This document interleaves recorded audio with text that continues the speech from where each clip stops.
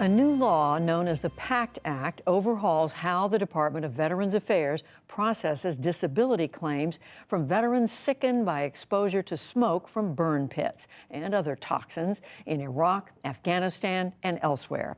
Amna Nawaz talks with the man in charge of carrying out this major reform. In the past, veterans had to prove their sickness was connected to their service in the military, something often almost impossible to do.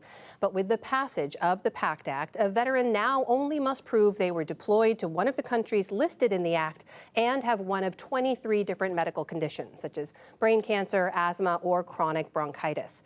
Let's discuss this now and other issues facing former service members with Veteran Affairs Secretary Dennis McDonough. Mr. Secretary, welcome back to the NewsHour. Thanks for being here. Thank you for having me. I'm really thrilled to be here. So the president, as you know, signed that act 3 weeks ago. The VA has said, I believe, it won't begin processing those claims until January of next year, 2023.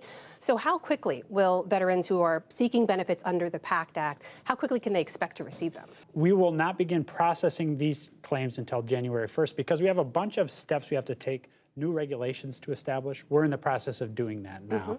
So that's basically as quickly as we could do it. Importantly, though, when the president signed that bill in August, just last month in August, every condition will be effective as of that date. So the important thing for our veterans to know is please file now, irrespective of your claim, irrespective of your condition, and we'll make sure that we begin compiling those claims immediately. We'll begin processing them in January. How ready will we be? We have been preparing for this. We've been in the process of hiring 2,000 additional personnel. We're going to require a couple thousand on top of that. We've been working on automating claims.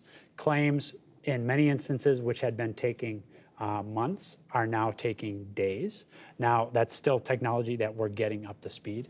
And then, of course, we're looking at the process itself to make it more efficient, more straightforward, more transparent.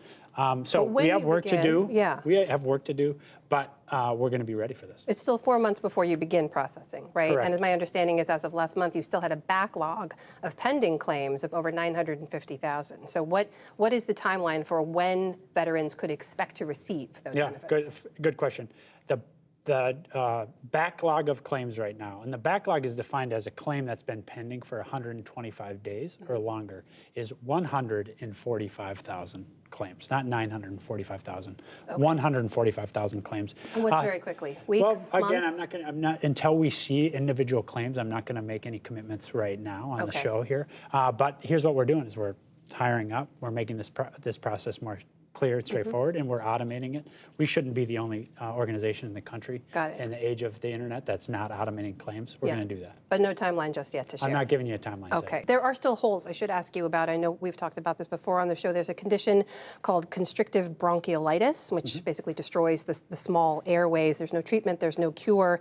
Under the metrics that the VA currently uses, you have to establish what's called a disability rating, and that then can help grant some benefits to the veterans. People who have this do not qualify for anything. They have to appeal to get something. And I believe back in July, you said you were looking into this. So have you closed the loophole? So we've been working this issue of constrictive bronchiolitis. One of the issues is the test to prove existence of chronic constrictive bronchiolitis is actually as intrusive in many cases as the disease itself.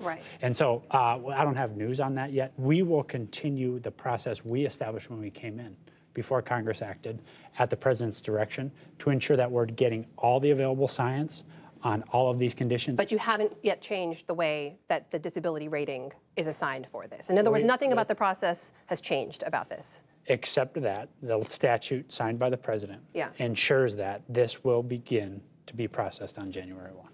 I do want to ask you about some new numbers we saw today in the headlines. New Pentagon survey released about sexual assault in the military, and we know Department of Defense has been collecting these for 16 years. The latest numbers have risen sharply. They're the highest that they've ever been. Just take a look at some of these, as I'm sure you know. Sexual assaults among women service members grew 35% from 2018 to 2021. 8.4% of women, 1.5% of men say they've been a victim of a sex crime, and only about 1 out of every 5 troops end up reporting their assault.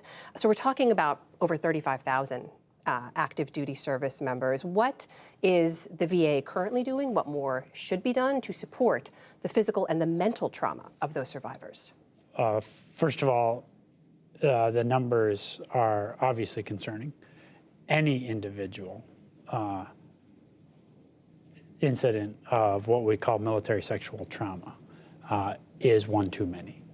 First point. Second point, this has been a priority for us, both in terms of ensuring that veterans feel safe to come into VA to seek care, making sure that active duty service members who want to come into a vet center to get support, mental health support, because they are a survivor of this kind of activity. Do you find people accessing those services? We do. Do you know how We many do. claims have been filed with those MST? I don't have a claims number in front of me, but there's two things I want to make sure that we're making clear. One, claims. And we are dramatically improving our ability to make those determinations and to make them in a way that's reassuring to and supportive of survivors. The second thing is we have ongoing services today available not just for veterans, but also for active duty service members who are victims of military sexual trauma at our vet centers. We have vet centers in every state across the country. If there is an active duty service member or if there is a veteran survivor of this kind of treatment, we urge them to come in to get care. I'd like to ask you too about abortion access since Roe was overturned. Yeah. We know the VA cares for about 300,000 female veterans of childbearing age. And in late July, you said you were closely watching to see how states reacted, to see if there was what you called a diminishment of services. And since then, we've only seen more states enact further restrictions. So you've been waiting to see if the VA is in a position to offer abortion services.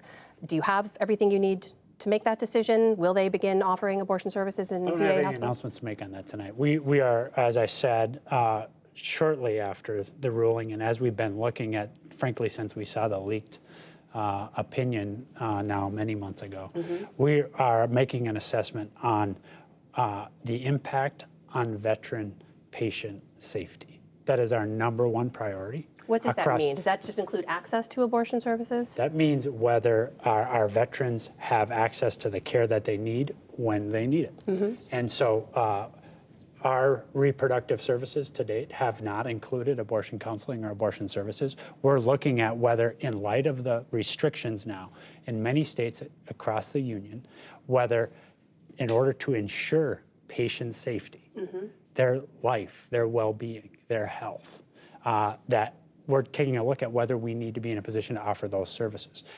We're taking that very, very seriously. That's priority #1 for us at VA. Have you spoken to the president about this? I have not. Is this something that you see that the VA is able to step in and provide those services anytime soon? I mean, as you mentioned, that leaked draft opinion was several months ago. The ruling itself was in June. You have been looking at this. When do you feel you'll have the information? And you believe you have the legal authority as well. When could you move on It's not that I this? believe we have the legal authority. It's that we do have the legal authority. So if you have the legal authority, I guess the question most people ask is why haven't you done something In yet? fact, it's the question you're asking. And I'm telling you, I don't have an announcement for you today, but I'm looking at this very, very seriously. Secretary of Veterans Affairs, Dennis McDonough, thank you for joining us. Always good to have you here. Thank you, Amna.